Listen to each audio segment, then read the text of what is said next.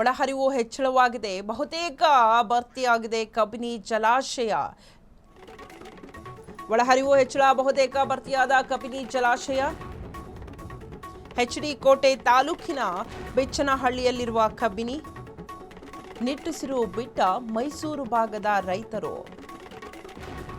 ವೈನಾಡು ಪ್ರದೇಶದಲ್ಲಿ ಮುಂದುವರೆದ ಮಳೆ ಆರ್ಭಟ. ಕಬಿನಿ ಜಲಾಶಯ ಪಾತ್ರದಲ್ಲಿ ಪ್ರವಾಹದ ಮುನ್ನೆಚ್ಚರಿಕೆ. ಯಾವುದೇ ಕ್ಷಣದಲ್ಲಿ 8 ರಿಂದ 10,000 ಕ್ಯೂಸೆಕ್ ನೀರು ಬಿಡುಗಡೆ. ಕಬಿನಿ ಜಲಾಶಯಕ್ಕೆ 15,500 ಕ್ಯೂಸೆಕ್ ಒಳಹರಿವು. ಈಗಾಗಲೇ 2,580 ಅಡಿ ತಲುಪಿರುವ ಜಲಾಶಯದ ನೀರಿನ ಮಟ್ಟ. ಹೆಚ್ಚುವರಿ ನೀರು ತಮಿಳುನಾಡಿಗೆ ಹರಿದ್ರೆ ಕಾವೇರಿ ಹೋರಾಟ ಶಮನ. ರೈತರ ಪಾಲಿಗೆ ಆಪತ್ ಬಾಂಧವ ಆಗಿರುವ ಕಬಿನಿ ಜಲಾಶಯ.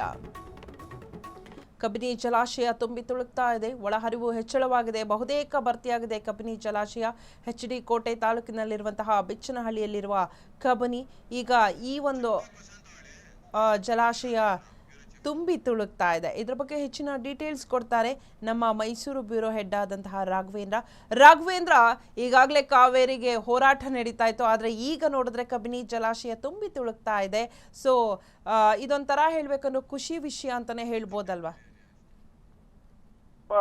ಮೈಸೂರು ಭಾಗದ ರೈತರಿಗೆ ಸ್ವಲ್ಪ ನಿಟ್ಟುಸಿರು ಬಿಟ್ಟಂಗಾಗಿದೆ. ಯಾಕಂದ್ರೆ ಕಬಿನಿ ಜಲಾಶಯ ಭರ್ತಿ ಆದ್ರೆ ಮಾತ್ರ ಈ ಭಾಗ ಮೈಸೂರು ಮತ್ತೆ ಚಾಮರಾಜನಗರ ಕೆಲವು ಭಾಗಕ್ಕೆ ನೀರಿನ ಒಂದು ಸಂಪನ್ಮೂಲ ಇರತಕ್ಕಂಥದ್ದು, ಕೃಷಿಗೆ ಮತ್ತೆ ಕುಡಿಯುವ ನೀರಿಗೆ ಎರಡಕ್ಕೂ ಕೂಡ ಇಲ್ಲಿ ಬಹಳ ಸಹಾಯ ಆಗುವಂತದ್ದು ಕಬಿನಿ ಜಲಾಶಯದಿಂದ. ವಿಶೇಷವಾಗಿ ಕಬಿನಿ ಜಲಾಶಯ ಭರ್ತಿ ಆದ್ರೆ ಆ ಹೆಚ್ಚುವರಿ ನೀರು ತಮಿಳುನಾಡಿಗೆ ಹರಿಯುತ್ತೆ. ಹಾಗಾಗಿ ಕಬಿನಿ ಜಲಾಶಯ ಈಗ ಭರ್ತಿಯಾಗಿದೆ.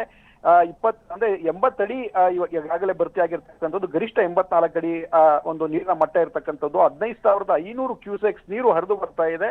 8 ರಿಂದ 10,000 ಕ್ಯೂಸೆಕ್ಸ್ ನೀರನ್ನ ಸದ್ಯದಲ್ಲಿ ಅವರು ಜಲಾಶಯದಿಂದ ಬಿಡುಗಡೆ ಮಾಡೋದಿದ್ದಾರೆ. ಹಿಂಗಾಗಿ ಪ್ರವಾಹದ ಮುನ್ನೆಚ್ಚರಿಕೆಯನ್ನ ಕೂಡ ಅಧಿಕಾರಿಗಳು ನೀಡಿದ್ದಾರೆ. ಹೀಗಾಗಿ ಎಲ್ಲ ಒಂದ್ ಕಡೆ ನಮಗೆ ಒಂದು ರೀತಿಯ ಸಮಾಧಾನ ಅಂತಲೇ ಹೇಳ್ಬೋದು. ಶಿಲ್ಪ, ಥ್ಯಾಂಕ್ ಯು ರಾಘವೇಂದ್ರ ನಿಮ್ಮೆಲ್ಲ ಡೀಟೇಲ್ಸ್ಗಾಗಿ.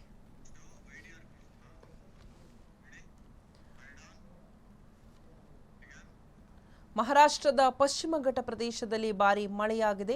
ಯಾದಗಿರಿಯಲ್ಲಿ ಅಪಾಯದ ಮಟ್ಟವನ್ನ ಮೀರಿದೆ ಕೃಷ್ಣೆ ಭೀಮೆ.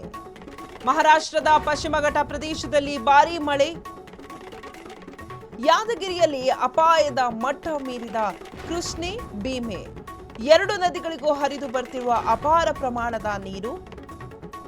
ಯಾದಗಿರಿ ನಗರಕ್ಕೆ ಹೊಂದಿಕೊಂಡ ಭೀಮಾ ನದಿಯಲ್ಲಿ ಪ್ರವಾಹದ ಭೀತಿ. ಭೀಮಾ ನದಿಯಲ್ಲಿ ಮುಳುಗಡೆಯಾದ ಕಗಳೇಶ್ವರ ವೀರಾಂಜನೇಯ ದೇಗುಲ. ನದಿ ಪಾತ್ರದ ಗ್ರಾಮದಲ್ಲಿ ಕಟ್ಟೆಚ್ಚರ ವಹಿಸುವಂತೆ ಜಿಲ್ಲಾಡಳಿತ ಸೂಚನೆ. ಮಹಾರಾಷ್ಟ್ರದ ಪಶ್ಚಿಮ ಘಟ್ಟ ಪ್ರದೇಶದಲ್ಲಿ ಭಾರಿ ಮಳೆಯಾಗಿದೆ. ಅಲ್ಲಿರುವಂತಹ ಭೀಮಾ ಮತ್ತೆ ಕೃಷ್ಣ ಅಂದರೆ ಯಾದಗಿರಿ ತಾಲೂಕಿನಲ್ಲಿರುವಂತಹ ಅಲ್ಲಿ ಹರಿಯುತ್ತಿರುವಂತಹ ಭೀಮಾ ಕೃಷ್ಣ ನದಿ ಕೂಡ ತುಂಬಿ ತುಳುಕ್ತಾ ಇದೆ. ಯಾದಗಿರಿಯಲ್ಲಿ ಅಪಾಯದ ಮಟ್ಟವನ್ನ ಮೀರಿದೆ ಕೃಷ್ಣಾ ನದಿ ಹಾಗೂ ಭೀಮಾ ನದಿ. 2 ನದಿಗಳಿಗೂ ಕೂಡ ಅಪಾರ ಪ್ರಮಾಣದ ನೀರು ತುಂಬಿ ಬರ್ತಾ ಇದೆ. ಸೊ ನೋಡ್ತಾ ಇರ್ಬೋದು, ವಿಜುವಲ್ಸ್ ಅಲ್ಲಿ ಗಮನಿಸ್ತಾ ಇರ್ಬೋದು, 2 ನದಿಯ ನಾವು ವಿಜುವಲ್ಸ್ನ ತೋರಿಸ್ತಾ ಇದ್ದೀವಿ. ನದಿ ಪಾತ್ರದಲ್ಲಿ ಕಟ್ಟೆಚ್ಚರವನ್ನು ವಹಿಸುವಂತೆ ಜಿಲ್ಲಾಡಳಿತ ಕೂಡ ಸೂಚನೆಯನ್ನ ನೀಡಿದೆ. ಏನಾದರೂ ಅಪಾಯ ಆಗಬಹುದು, ಯಾಕಂದ್ರೆ ಇಷ್ಟೊಂದು ನೀರು ಬರ್ತಿರೋದ್ರಿಂದ, ಅಪಾಯದ ಮಟ್ಟವನ್ನ ಮೀರಿ ಹರಿದು ಬರ್ತಿರೋದ್ರಿಂದ ಏನಾದರೂ ಅಪಾಯ ಆಗಬಹುದು ಅನ್ನುವಂತಹ ಸಾಧ್ಯತೆಯಿಂದ ಕಟ್ಟೆಚ್ಚರ ವಹಿಸುವಂತೆ ಸೂಚನೆಯನ್ನು ಸಹ ಕೊಟ್ಟಿದ್ದಾರೆ. ಸುರ್ಪುರ ಪೊಲೀಸ್ ಠಾಣೆ ವತಿಯಿಂದ ಪ್ರಕಟಣೆ. ಏನು ಈಗಾಗಲೇ ನಾರಾಯಣಪುರ ಜಲಾಶಯದಿಂದ 1,20,000 ಕ್ಯೂಸೆಕ್ ನೀರು ಕೃಷ್ಣಾ ನದಿಗೆ ಬಿಟ್ಟಿದ್ದು, ದಯಮಾಡಿ ಒಂದು ಕೃಷ್ಣಾ ನದಿ ಪಾತ್ರದ ಗ್ರಾಮಸ್ಥರಿಗೆ ತಿಳಿಯಪಡಿಸುವುದೇನೆಂದರೆ, ನದಿಯಲ್ಲಿ ನೀರು ಹೆಚ್ಚೆಚ್ಚು ಬರುತ್ತಾ ಇರುವುದರಿಂದ ನದಿ ದಂಡೆಗೆ ಬರದಂತೆ ಎಚ್ಚರ ವಹಿಸಬೇಕು. ಏನು ಮೀನುಗಾರರು ನದಿಗೆ ಇಳಿಯದಂತೆ ಎಚ್ಚರ ವಹಿಸಬೇಕು. ನಮ್ಮ ರೈತ ಬಾಂಧವರು ಏನು ನದಿ ದಂಡೆಗೆ ದನ ಕಾಯೋದಾಗಲಿ ಕುರಿ ಕಾಯೋದಾಗಲಿ, ಏನು ಮಹಿಳೆಯರು ಈಗಾಗಲೇ ಬಂದಿದ್ದಾರೆ, ಮಹಿಳೆಯರಿಗೆಲ್ಲ ನಾವು ಬಟ್ಟೆ ತೊಳಿತಾ ಇದ್ರು, ಅವರಿಗೆಲ್ಲ ನಾವು ಬಟ್ಟೆ ತೊಳೆಯದಂತೆ ಎಚ್ಚರ ವಹಿಸ್ತಿದ್ದೀವಿ. ದಯಮಾಡಿ ರಭಸವಾಗಿ ನೀರು ಬರುತ್ತಾ ಇದೆ.